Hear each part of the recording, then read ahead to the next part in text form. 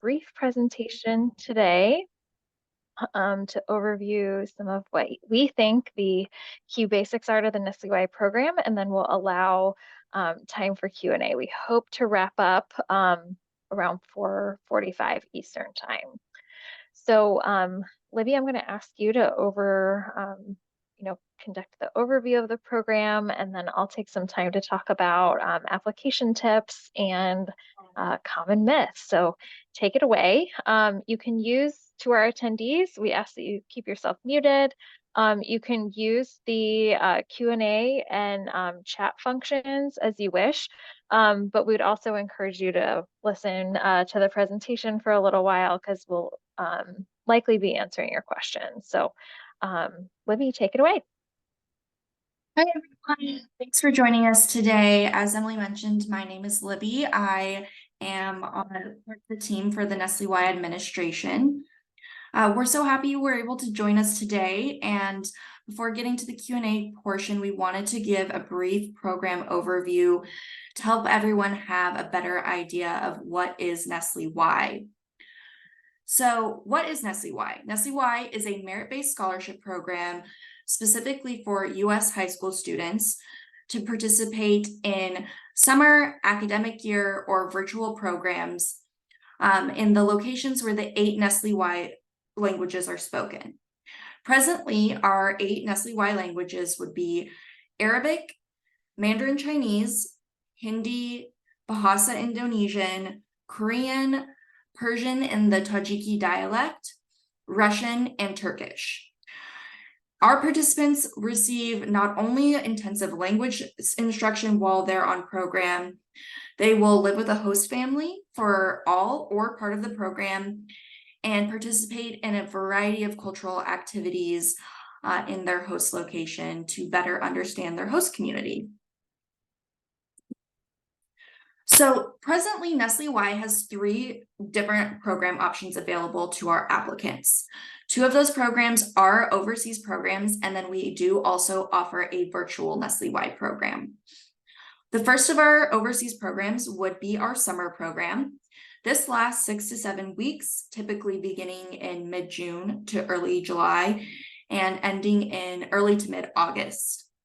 All 8 of those languages that I just previously mentioned are offered for our summer programs, and we do accept students at all language levels. So you can be a complete novice, not have any prior experience studying the language, and still apply and participate in our programs. The next overseas program would be our academic year program. This program is going to begin in late August to mid-September and end in May or June. So it's about a 10-month program. Presently, for our academic year, we offer, We offer Arabic, Chinese, Korean, Russian, and Turkish. And again, similar to the summer program, all of the languages we have, we accept students at all of those language levels. So you can, again, be a complete novice or have prior experience in the language as well. And then our final program is the virtual NSLI-Y program. So as the name says, this is not an overseas program, it is virtual.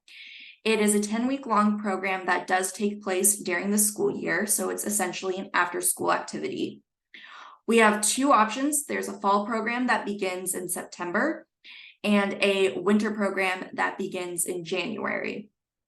Of the NSLI-Y languages, Arabic, Chinese, Hindi, Korean, Russian, and Turkish are available for the virtual program.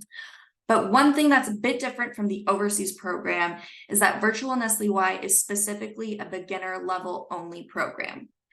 So if you have extensive experience in the language, this is not going to be a program for you. We do have a virtual NSLI-Y application open right now for the winter program. And we do want to highlight that you can apply to both of our program tracks. So if you're interested in beginning with virtual NSLI-Y and getting a beginner level knowledge of the language during the winter term, you certainly can do that. At the same time, you can also apply for our summer or academic overseas programs. So our virtual students are still eligible to participate in the overseas programs. So a big question we get often is, what does the scholarship cover? It's a great question, and we want to go over what our scholarship will cover for all of our participants.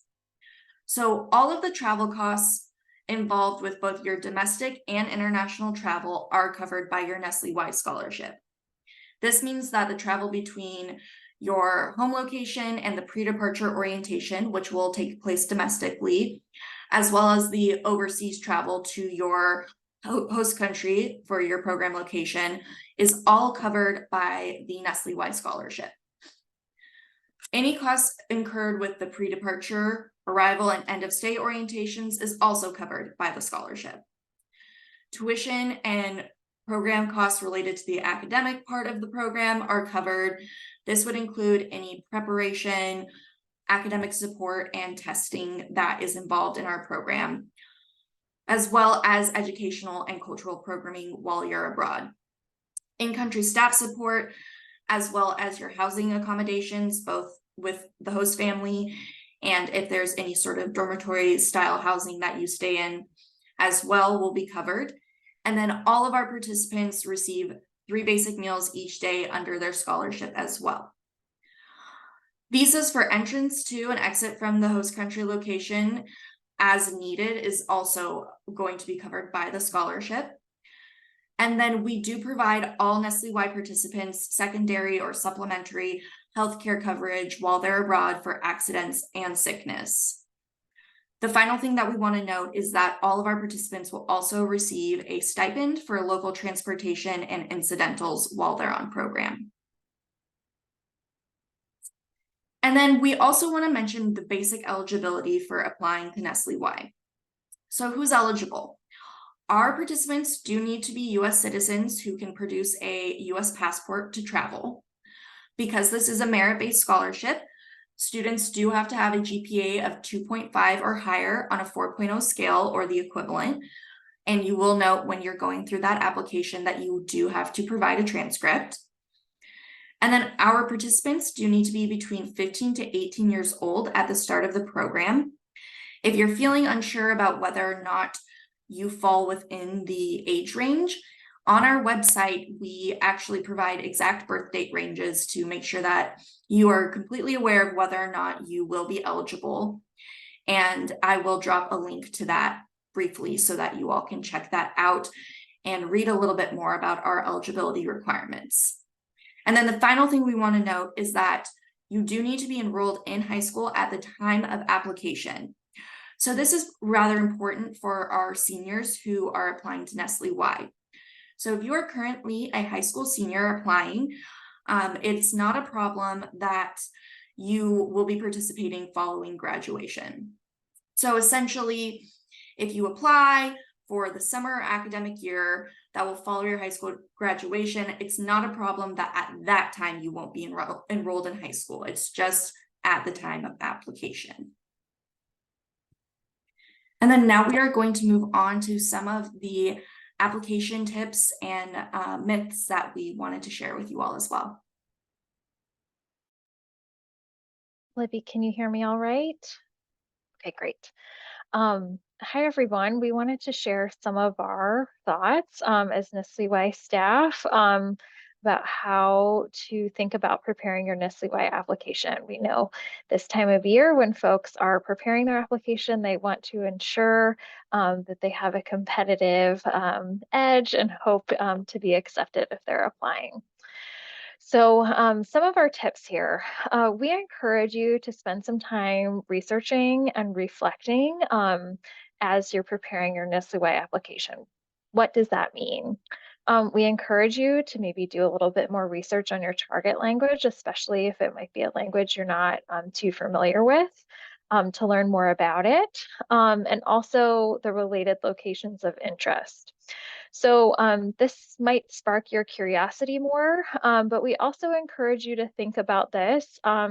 If there's something about you or your identity that may play a big part in your daily life when you're overseas. So Perhaps you have a serious food allergy. You might want to look into the common diet in the host location. Or say another part of your identity is really important to you, and maybe you want to explore the cultural norms in the host location to see how that might be for you on a daily basis in that location. So we encourage you to do that on your own and with your family to think about the best language options for you. We always strongly encourage candidates to familiarize themselves with the NSLI-Y program goals. Libby, if you have a chance, could you put the link on our website that indicates the NSLI-Y goals? We think it's really helpful for candidates to kind of keep these goals front and center as you're preparing your application materials, and consider how your goals, maybe future academic or career goals, align with NSLI-Y goals. So keep those goals front and center. I'd encourage you to refer back to them often so you understand what the program is about and what we are designed to do. Second tip, proofread, copy edit. So we encourage you to work on your essays in a word processing program before you copy and paste them and save them into your online application. So can be a little bit risky to only prepare your essays in the online application form in case something happens or it doesn't save properly. We'd encourage you to work on your essays in something like Word or maybe a Google Doc. We encourage you to copy edit, make sure it's your best work. So think about capitalization, punctuation, spell check, etc. A common mistake is that some applicants forget to answer all the essay prompts. So particularly with the letter of introduction, there's a number of questions that you're being asked to address. And sometimes folks just forget to get to a couple of them. So make sure that you've answered all of the prompts in the essays. And we also encourage candidates to ask for feedback from a trusted adult or maybe an educator. The application should most certainly be your own work. And we will be able to tell if you're using Chat GPT. So you should certainly avoid that.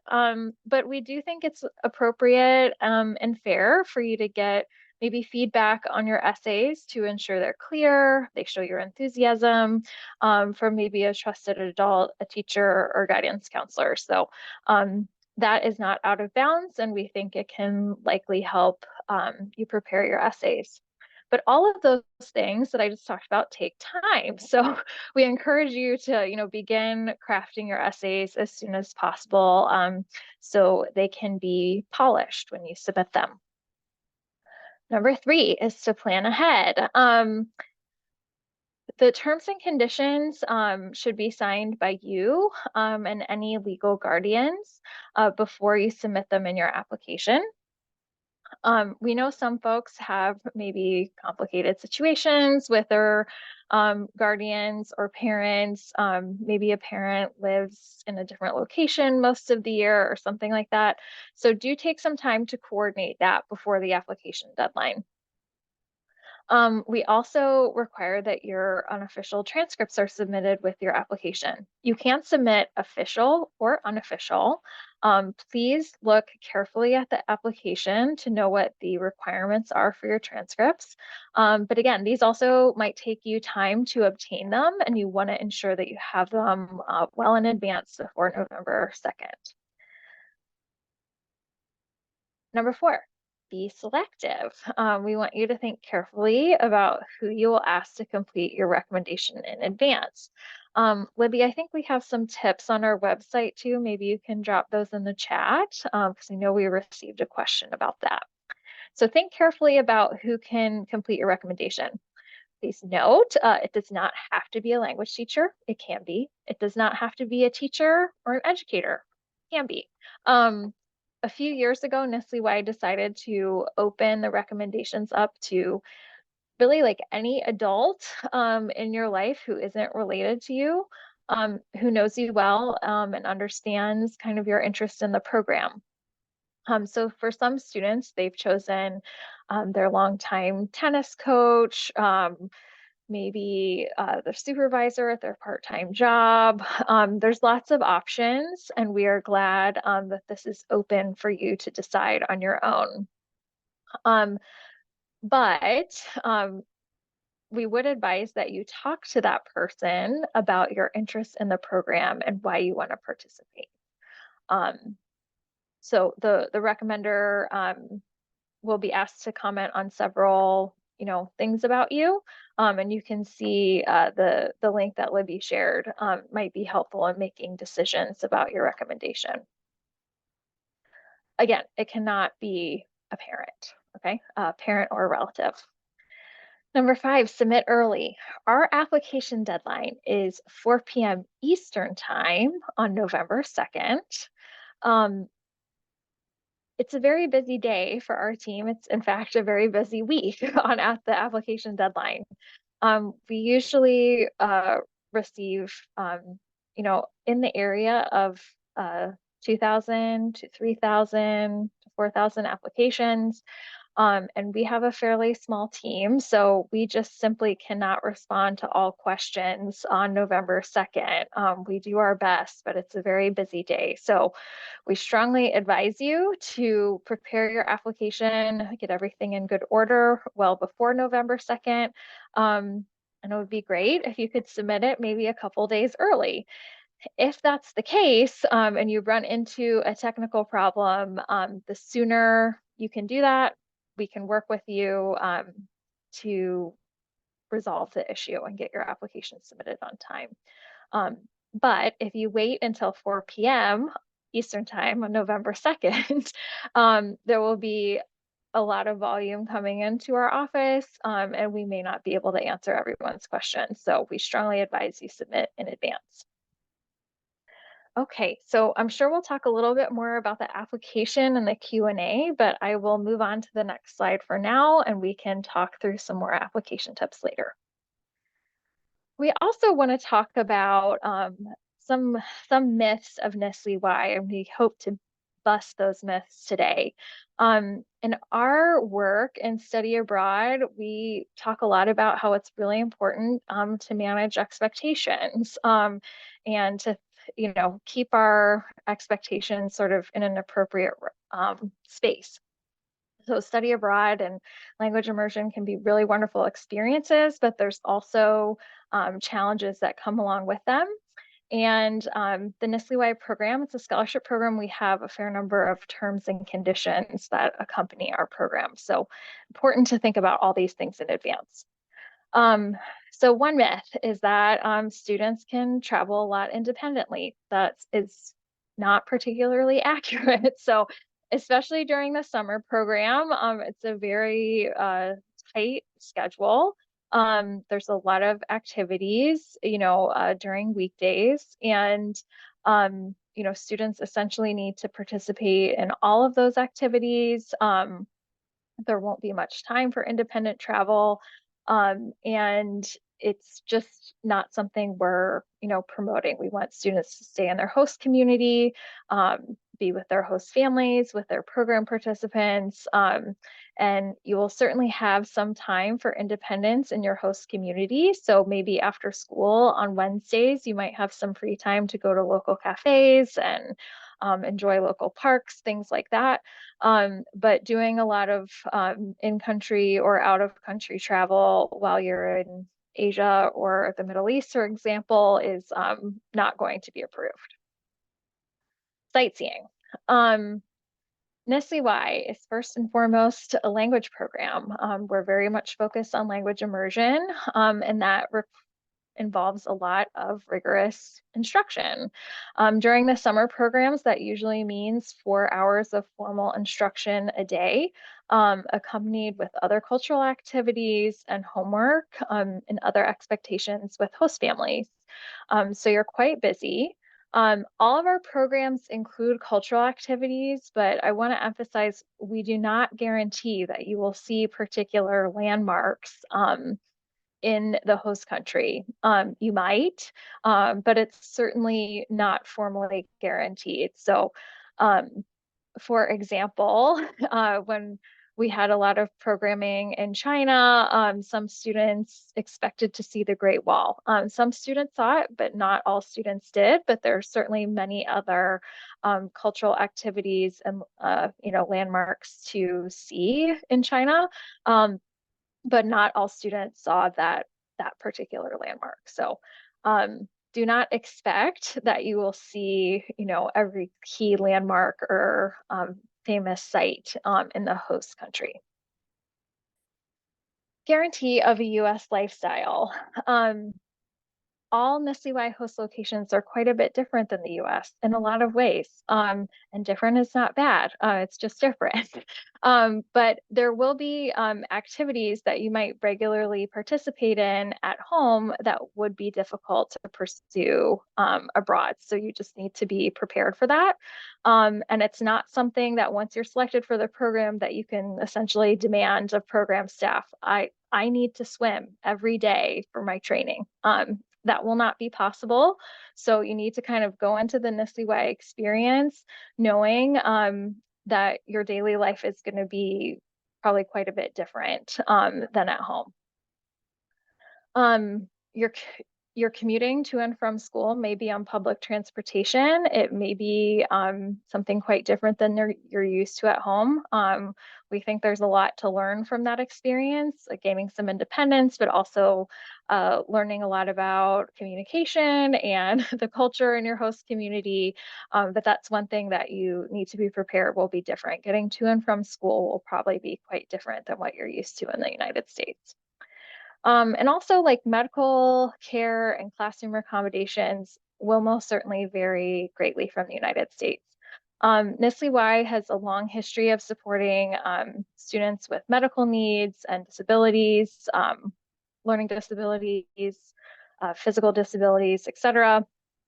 But everyone needs to be aware that cultural norms related to these things in classrooms abroad are different than in the US. And medical care is inherently different. Some medications aren't legal in some of the countries where we work.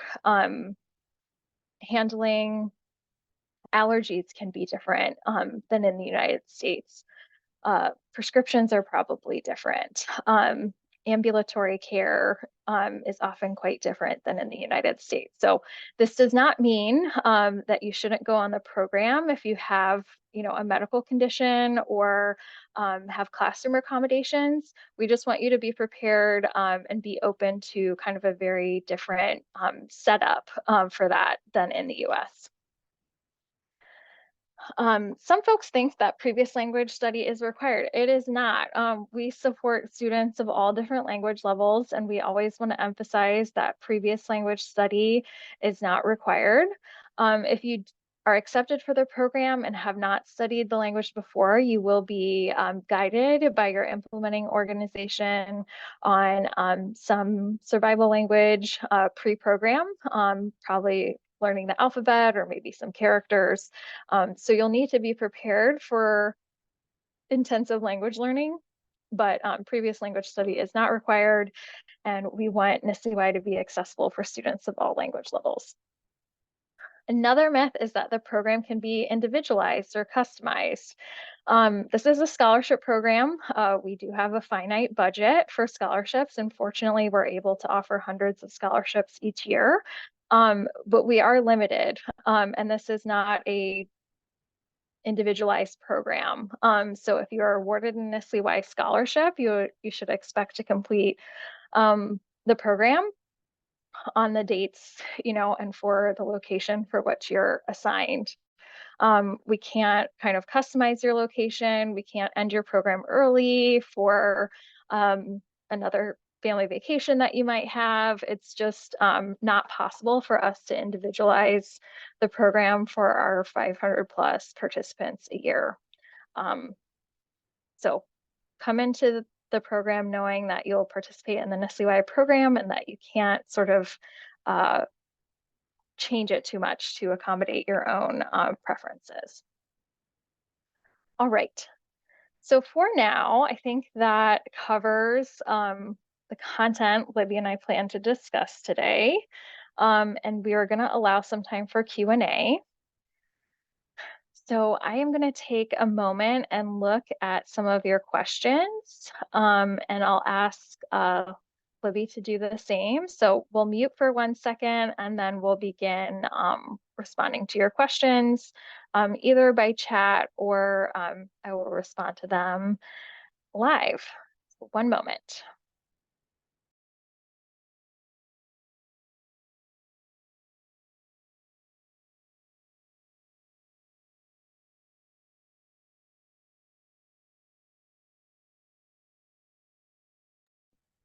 Okay, I see a couple questions related to location of the languages. So if you look on our website under languages and programs, you can see the countries that we're currently considering for our 2024 programs. They're always subject to change in case of geopolitical or security issues. But I'll answer some of the questions related to that. So for the Russian language, we do not expect a program in Russia in 2024, but we do anticipate having programs in Estonia, Latvia, Kazakhstan, or Kyrgyzstan. All right. And then another individual asked about Mandarin Chinese for 2024. We have not programmed in China since 2020, early 2020, due to the pandemic and other reasons. But we have been programming in Taiwan. We are considering possibilities for returning to China in 2024. That's not totally confirmed yet. Do we have more specific areas in mind? We have often programmed in Taiwan and some of the major cities there, and also some smaller cities, but kind of cities are often adjusted year to year. So I will not answer that part of the question as that's not firmed up yet. All right. So many questions you have.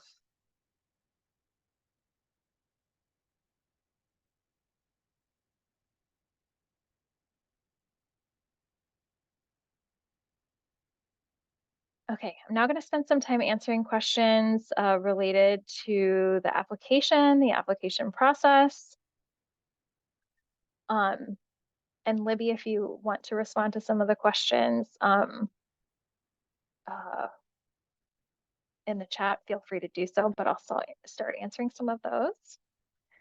Okay, so for some folks have asked about recommenders. If you're applying to the Virtual Winter 2023 program and also applying for an overseas program, it's totally possible to apply for the virtual program and overseas scholarship at the same time. The same person can write your recommendation, that's fine. We do ask that they kind of complete both links.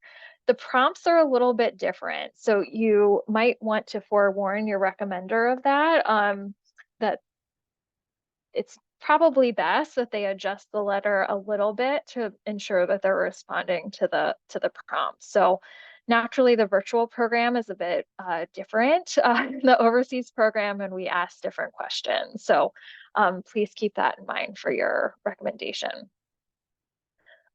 There should be a place in your application to add your recommendation information.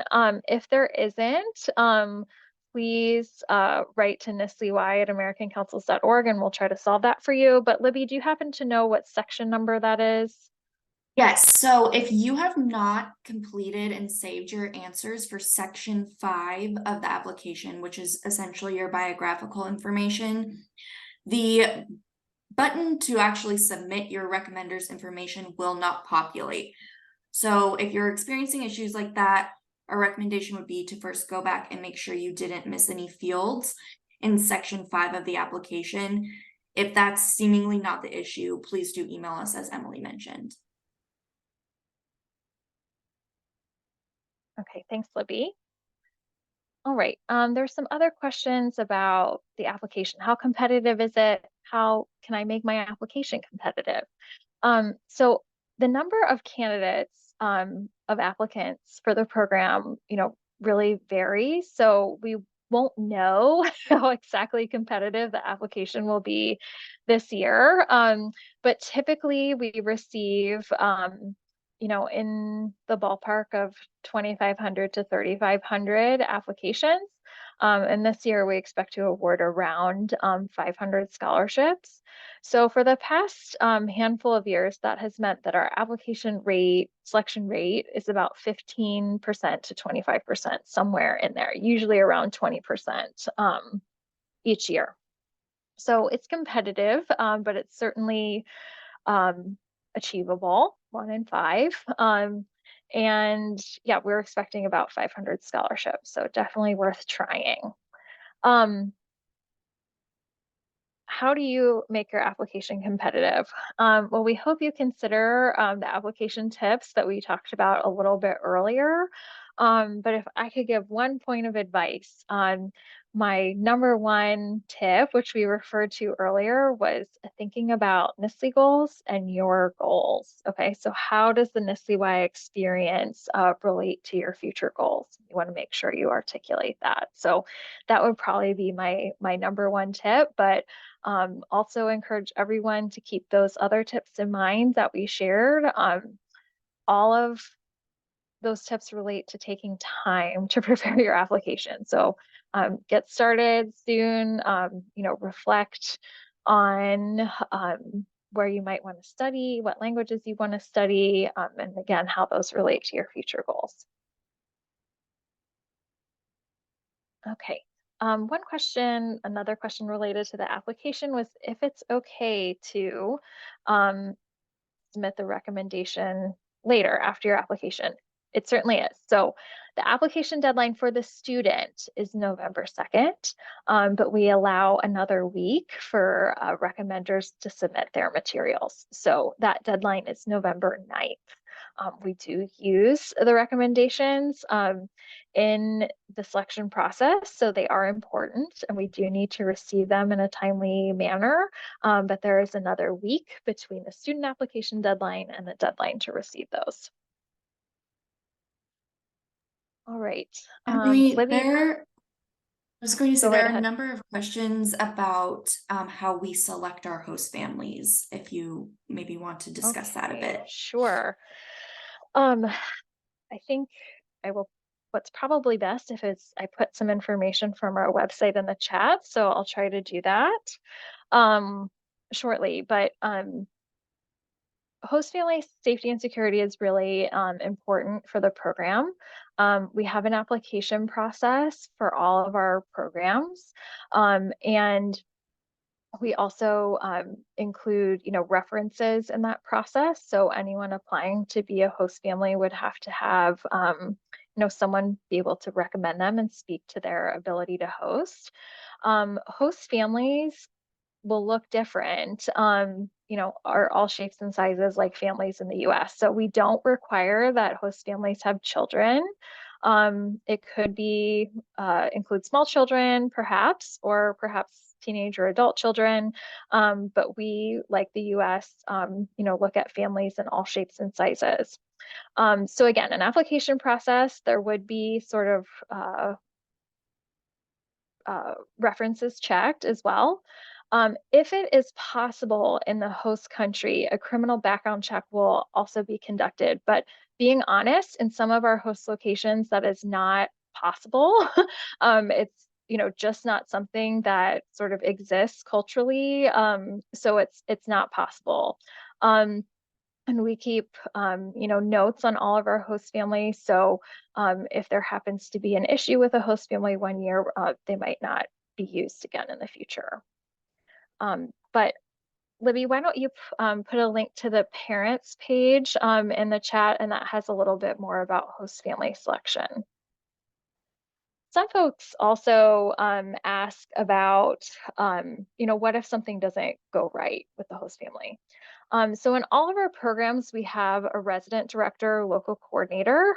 This individual speaks English and the target language and essentially will help our participants through any adjustment issues that they might face in the host community, and hopefully help support their language learning too. So if there were issues with a host family, our participants would have, 24/7 access to contact that individual. um, the 24 hours part is for emergencies. But if they needed support to like navigate a communication issue with a host family, that would be our first step, is to ask the RD for help to kind of navigate that communication. Students do have to be kind of ready to navigate some of those challenges. Be open to that, be open to communicating with their host family, and not expect kind of adults and teachers to solve those problems for them, but to make a good faith effort to communicate with their host family and do their part to try to be part of the family. But if there are repeated issues, or if something goes awry, NSLI-Y would remove, and we have removed students occasionally from host families if there's a problem, and we would aim to identify another one. All right. Okay, I'm going to mute myself for 1 second and take a look at your questions.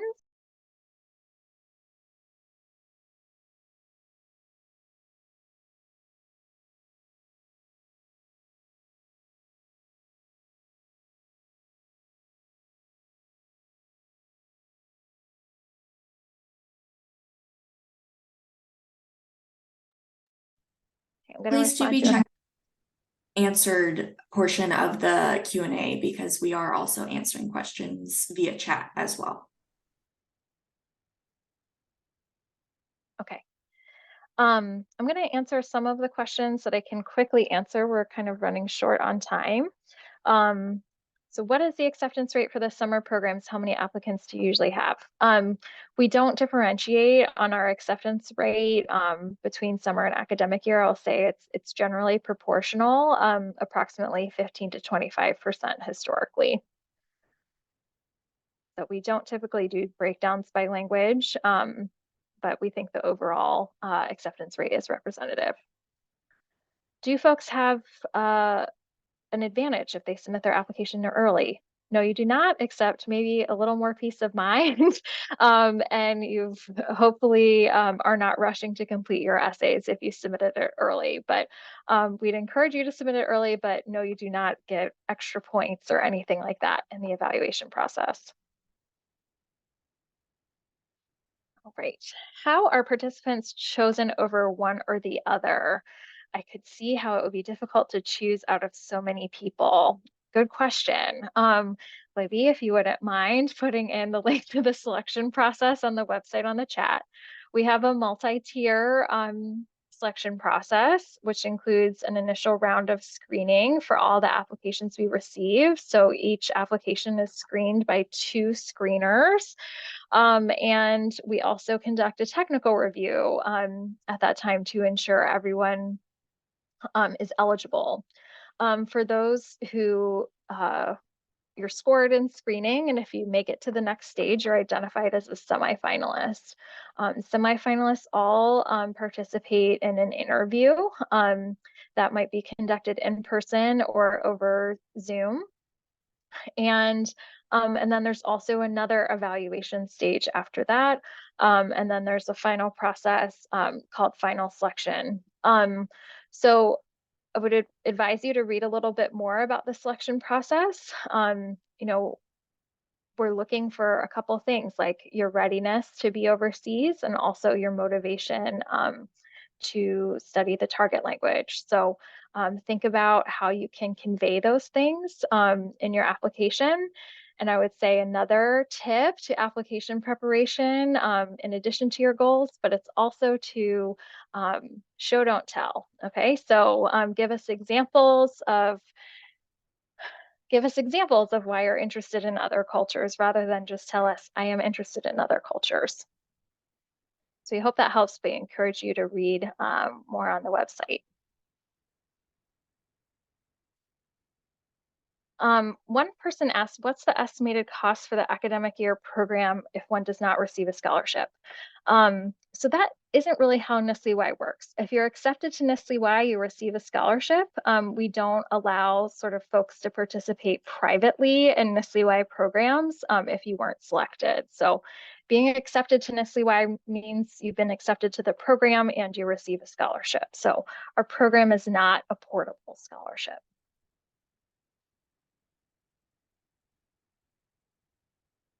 Right.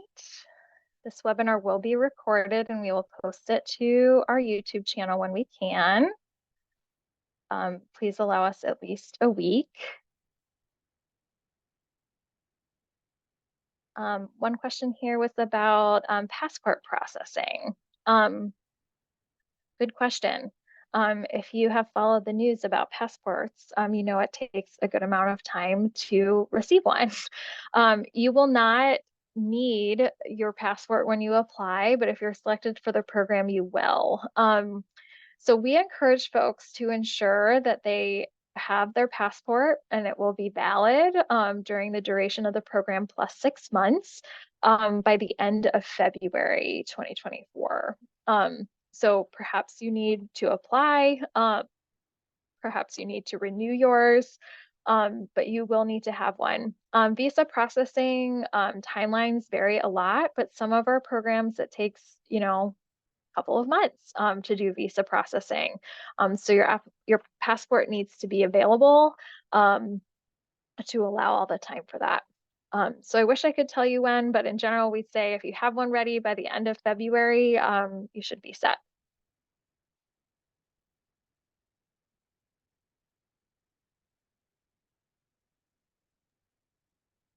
There are Okay, quite we're a few getting questions about the academic year program and taking other courses while you're on program. So other classwork while you're on program for AY. good question. In general, we'd discourage you from attempting to take other classes while you're on the academic year program.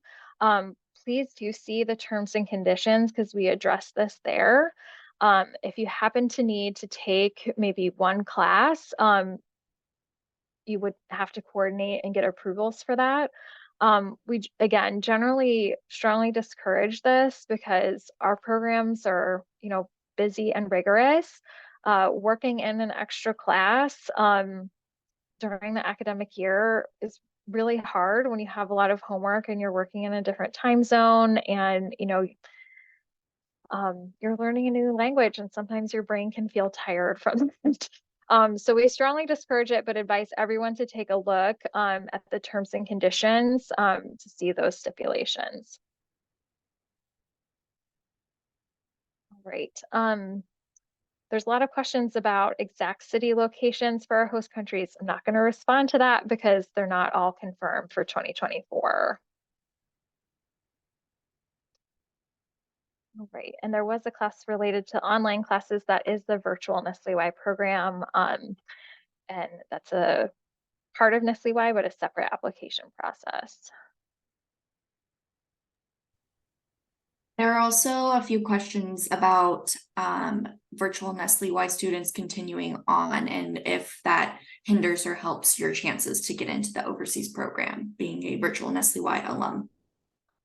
It does not hinder your chances, but I would not assume that it helps you either. Okay, so virtual NSLI-Y was launched in 2019 as a hope to expand the reach of the program and hopefully introduce more students to critical languages. Many virtual NSLI-Y alumni have gone on to participate in the overseas program, and I think they felt prepared for the overseas experience because of virtual NSLI-Y. We just don't want any virtual NSLI-Y student to assume they have a guaranteed spot in the overseas program. You have to you know, be selected like any other candidate would. But we think it probably helps you think a little bit more about the overseas experience since you're participating in a virtual exchange beforehand.